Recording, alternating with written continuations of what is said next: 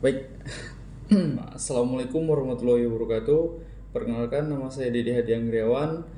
Saya dari mahasiswa Institut Teknologi Sawit Indonesia yang biasa disebut dengan ITSI. Saya dari Prodi Budidaya Perkebunan dengan nomor NIM kemahasiswaan NIM 2101037. Di sini saya ingin mengerjakan tugas dari pemasaran.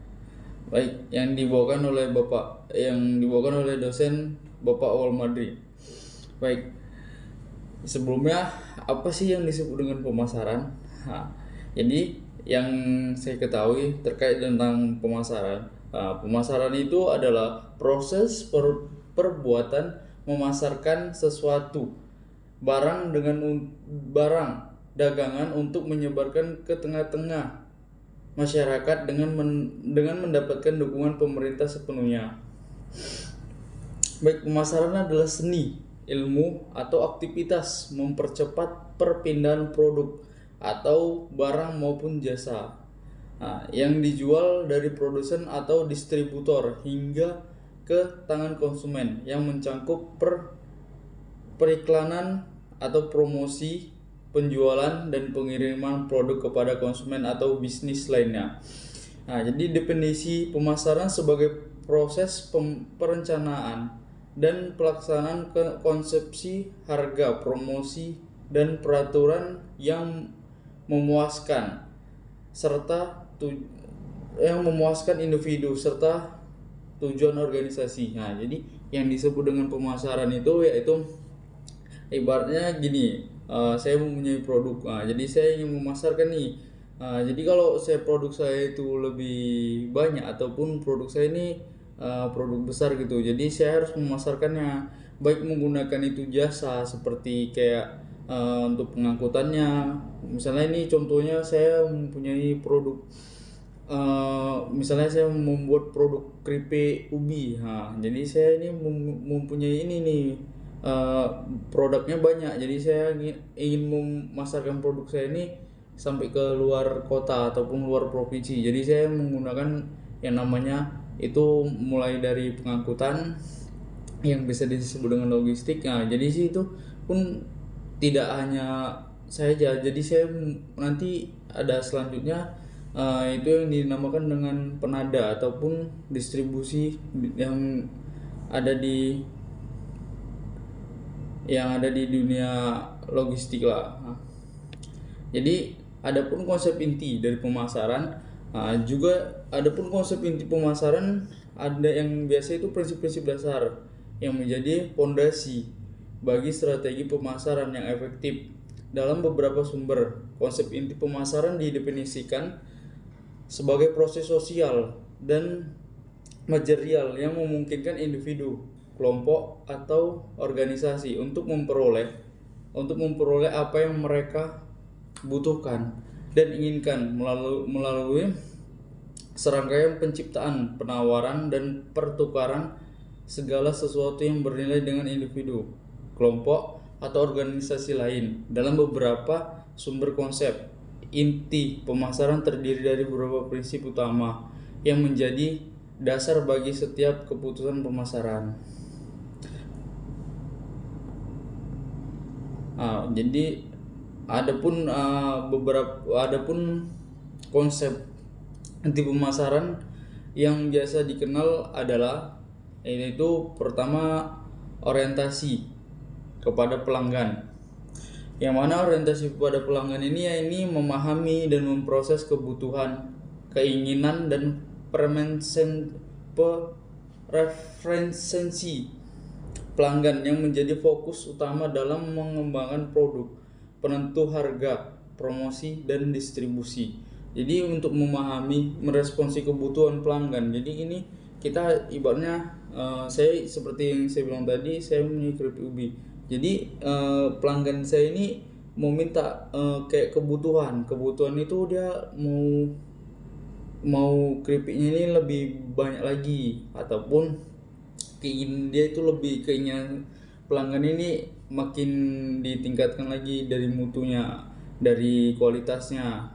Jadi itulah yang disebut dengan orientasi kepada pelanggan. Baru ya yang selanjutnya nilai pelanggan. Nah, menciptakan nilai bagi pelanggan dengan menawarkan produk atau layanan yang memenuhi atau melebihi ekspektasi mereka sehingga akan membangun loyalitas dan kepuasan pelanggan.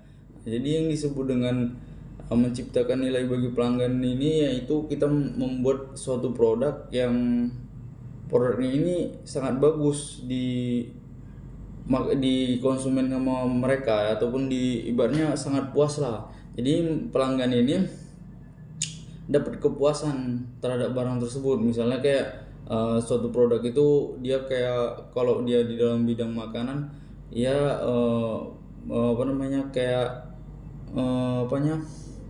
banyak kualitasnya, banyak makanannya dia banyak. Jadi itu yang disebut dengan kepuasan pelanggan. Baru yang selanjutnya itu yaitu pemasaran yang terintegrasi, yang mengintegrasikan berbagai elemen pemasaran seperti iklan, promosi, penjualan langsung, dan hubungan masyarakat untuk mencapai tujuan pemasaran secara holistik dan koheren. Yang selanjutnya itu pendekatan berbasis hubungan, membangun hubungan jangka panjang dan dengan pelanggan melalui komunikasi secara terus-menerus, dukungan after sales service, dan pemahaman yang mendalam tentang kebutuhan setiap pelanggan. Baik, selanjutnya itu adapun dalam beberapa sumber lain, konsep pemasaran juga meliputi yang pertama yaitu kebutuhan, keinginan, dan permintaan. Dasar pemikiran pemasaran berawal dari kebutuhan, keinginan, permintaan, dan harapan manusia serta berbagai memenuhinya. Yang selanjutnya itu produk. Sebuah produk fisik adalah cara untuk memahami kebutuhan yang sebenarnya, baik jasa maupun gagasan atau nilai, biaya, dan kepuasan. Setiap orang akan memiliki produk untuk memenuhi kebutuhan dan keinginannya, serta memilih produk yang memberi nilai tertinggi bagi dirinya. Baru yang selanjutnya pertukaran dan transaksi.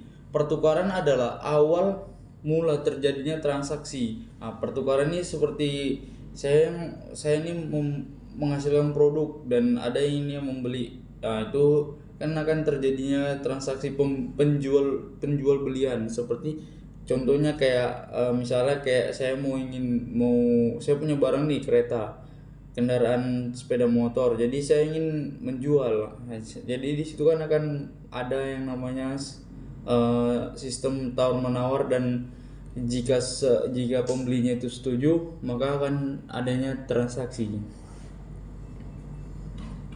Baik, yang selanjutnya itu hubungan dan jaringan.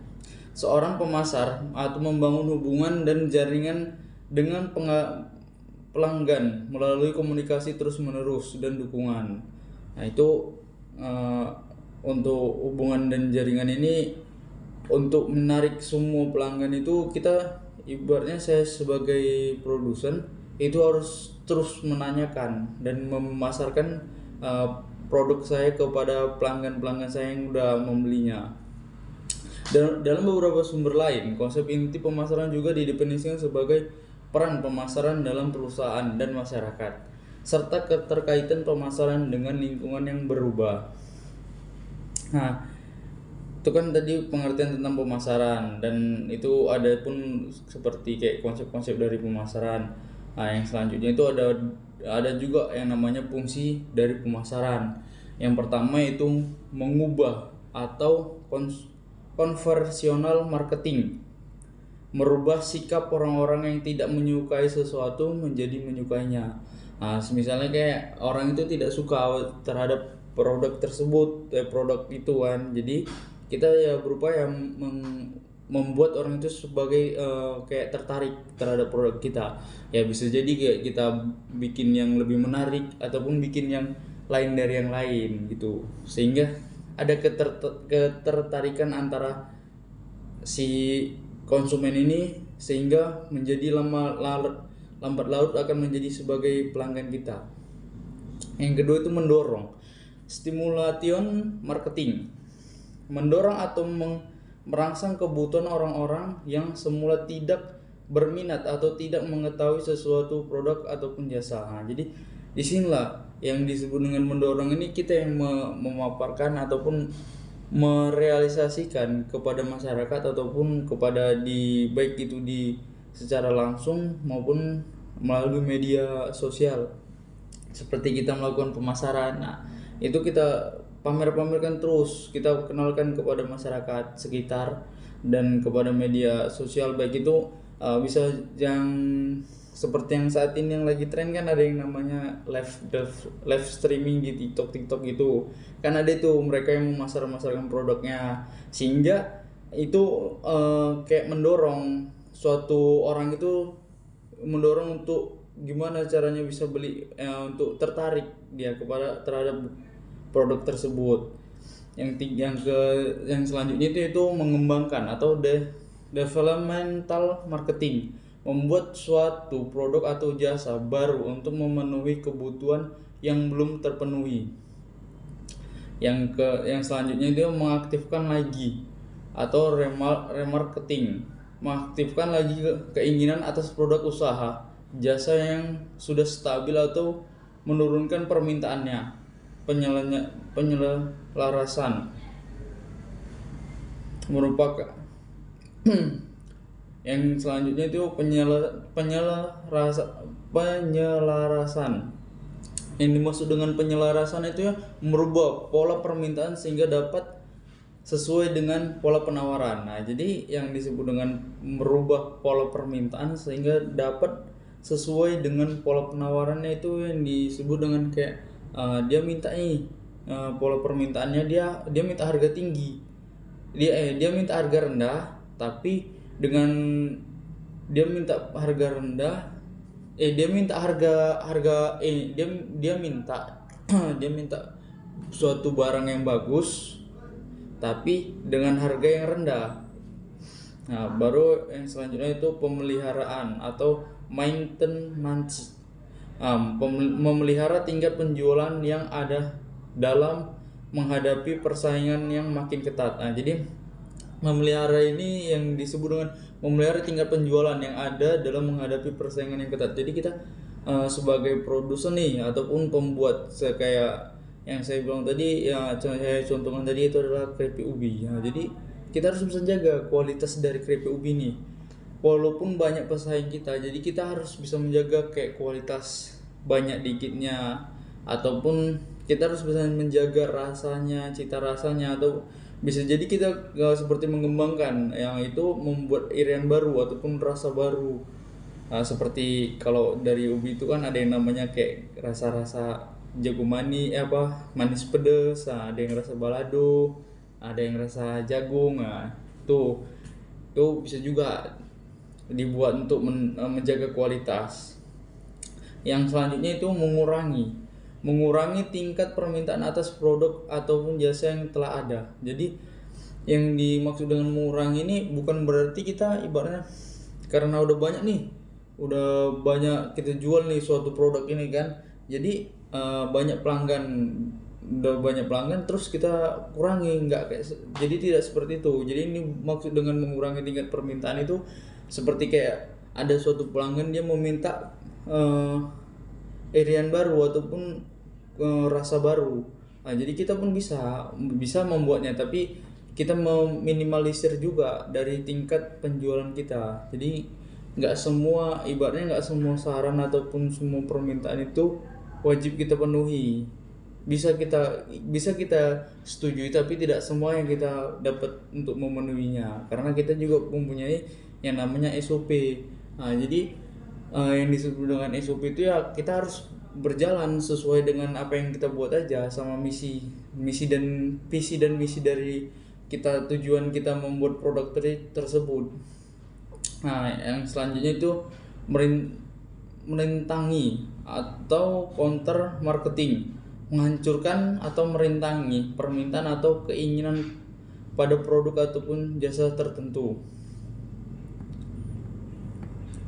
Nah, Yang selanjutnya itu tadi yang disebut dengan fungsi-fungsi dari pemasaran. Nah, adapun perbedaan antara konsep penjualan dan pemasaran.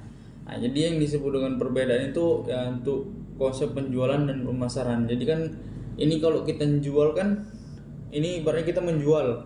Nah, lalu ada lagi untuk pemasarannya itu berbeda. Jadi seperti yang akan saya jelaskan, yang pertama itu yaitu orientasi atau konsep pemasaran berorientasi pada kepuasan konsumen. Sementara konsep penjualan berorientasi pada kebutuhan penjual atau menjual produk.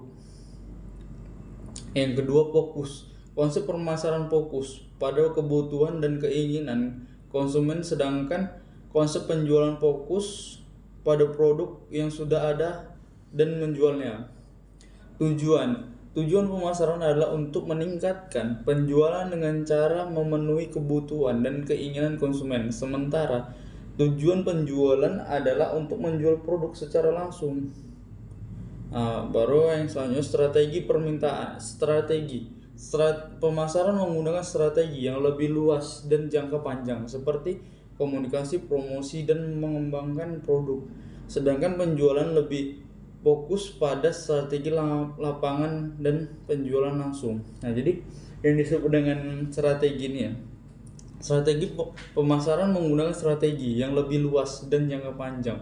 Jadi ibaratnya seperti yang saya bilang tadi, saya itu menjual tidak hanya untuk ibaratnya nih yang dimaksud dengan pemasaran ini, pemasaran menggunakan strategi atau taktik.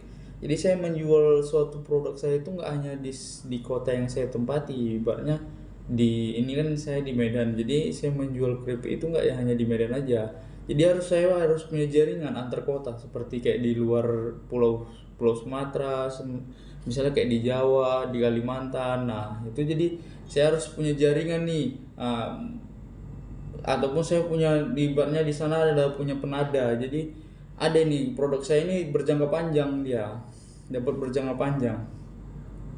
Sedangkan untuk penjualannya itu dia kan lebih fokus pada strategi lapangan dan penjualan langsung. Jadi yang dimaksud dengan strategi ini fokusnya dia tuh hanya untuk ke lapangan aja dan menjualan langsung. Sedangkan untuk pemasaran ini kan kita menggunakan promosi dan pengembangan produk. Nah, itu dia. Baru keterlibatan pemasaran memerlukan keterlibatan tim yang terdiri dari berbagai profesi seperti desainer, penulis, dan analis. Sementara penjualan biasanya dilakukan oleh tim penjualan yang lebih terbatas. Baik, yang selanjutnya yaitu tujuan jangka panjang. Pemasaran memiliki tujuan jangka panjang, yaitu membangun dan meningkatkan pangsa pasar. Sementara penjualan lebih fokus pada penjualan yang singkat dan sementara.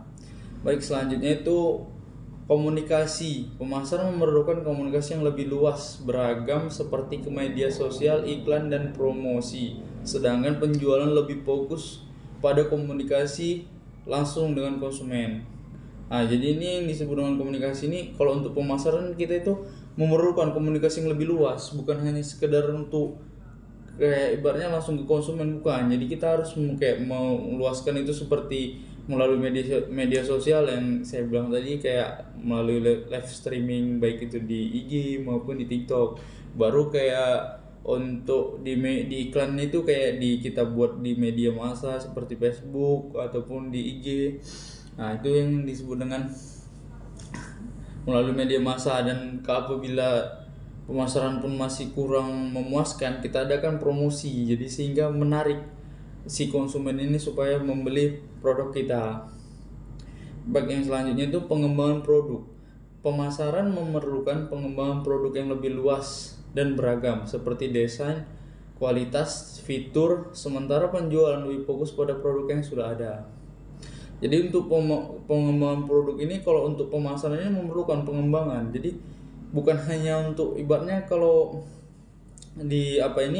pemasaran ini kita bukan hanya bergerak untuk misalnya kayak di keripik ubi, bukan di keripik ubi aja. Jadi kita harus berkembang, mencari inovasi lain ataupun mencari motivasi dari pedagang-pedagang lain, kita cari celah di mana yang yang ibaratnya yang suatu daerah itu yang memang belum ada makanan itu. Jadi banyak kita mengalami membuat makanan ataupun produk yang baru. Sedangkan untuk penjualannya itu lebih fokus pada produk yang sudah ada. Nah, jadi dia tetap ibaratnya kalau kita hanya menjual suatu keripik ubi, ya udah mentok di keripik ubi aja tuh. Baru yang selanjutnya pengelolaan pemasaran memerlukan pengelolaan yang lebih luas dan beragam, seperti analisa pasar, target market, dan strategi marketing. Sementara penjualan lebih fokus pada pengelolaan penjualan langsung. Baru yang selanjutnya yang terakhir yaitu keterkaitan. Pemasaran dan penjualan saling menopang dan harus bekerja sama untuk mencapai tujuan bisnis yang lebih luas. Baik, yang selanjutnya yaitu apa itu lembaga pemasaran. Nah, jadi untuk di pemasaran itu ada juga ibaratnya ada juga dia itu kayak organisasinya, yaitu dari yang disebut dengan lembaga. Ibaratnya yang penadanya itulah yang seperti yang saya bilang tadi. Nah, jadi yang di sini yang dimaksud dengan lembaga pemasaran adalah individu atau badan yang terlibat dalam pengaliran barang dari konsumen dari produsen ke konsumen. Nah, jadi yang dimaksud dengan lembaga ini seperti ibaratnya nih, saya punya produk di Medan. Jadi saya mau nih mengimpornya ini ataupun memasarkan produk saya ini ke luar Sumatera. Jadi saya itu ibaratnya dia tuh kayak ada dari mulai perantara gitu. Kan melalui logistik, baru dari logistik itu sampai di luar Sumatera nanti ada penadanya. Nah, jadi itulah yang disebut dengan dari penada itu nanti berputar lagi untuk ke grosir. Jadi dari grosir itu barulah sampai ke konsumen. Nah, jadi ada 3 golongan yang termasuk dalam lembaga pemasaran. Yang pertama itu produsen. Nah, jadi dari saya nih, saya menjual produk saya keluar. Jadi saya itu memerlukan yang selanjutnya itu pedagang, perantara. Nah, itulah yang disebut dengan perantara itu. Jadi dia yang ibaratnya menada ataupun menerima barang saya, tapi dia menjualkan lagi ke konsumen. Nah, baru yang terakhir itu pemberian jasa. Jadi yang dimaksud dengan pemberian jasa itu ya seperti saya ini mengimpor nih barang saya. Jadi kan terutama kan saya mempunyai jasa untuk supaya barang saya ini sampai ke luar itu gimana. Jadi kan ada kayak jasa angkutannya, itu yang dimaksud dengan jasa. Baru selain itu terdapat lembaga pemasaran yang memiliki dan menguasai Selain itu terdapat lembaga pemasaran yang memiliki dan menguasai barang. Yang pertama yaitu pedagang pengumpul atau lokal sumber. Yang kedua pedagang besar atau wholesaler. Yang ketiga itu pedagang pengecer.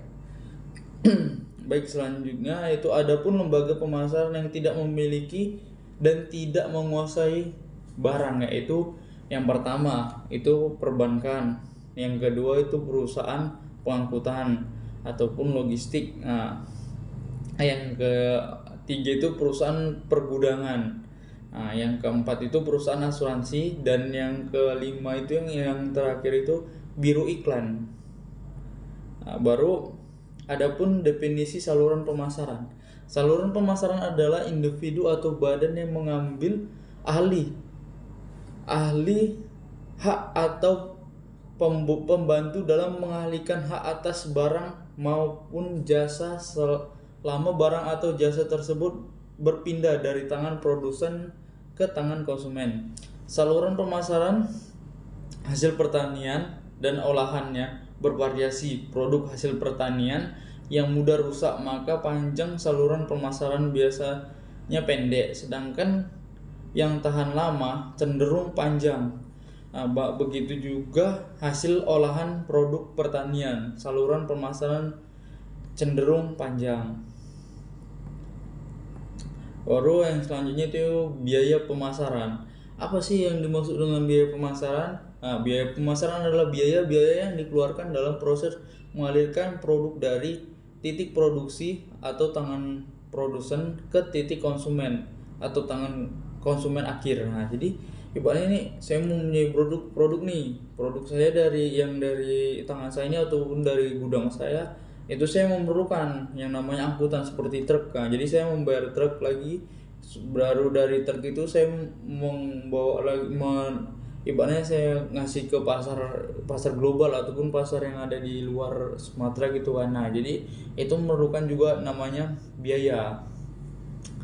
Itulah yang disebut dengan biaya pemasaran. Baru yang kedua itu ada juga biaya pembiayaan pemasaran, adalah menyediakan atau investasi modal terhadap produk dan fasilitas yang diperlukan dalam proses pemasaran.